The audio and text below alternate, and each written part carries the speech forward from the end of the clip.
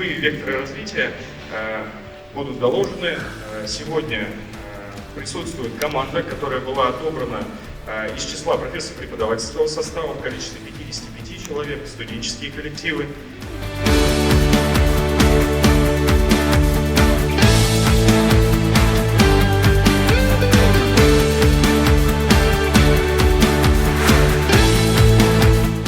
Везде нам, конечно, будут нужны специалисты. И кому как российскому государству, российскому высшему образованию здесь нам быть, в этом участвовать,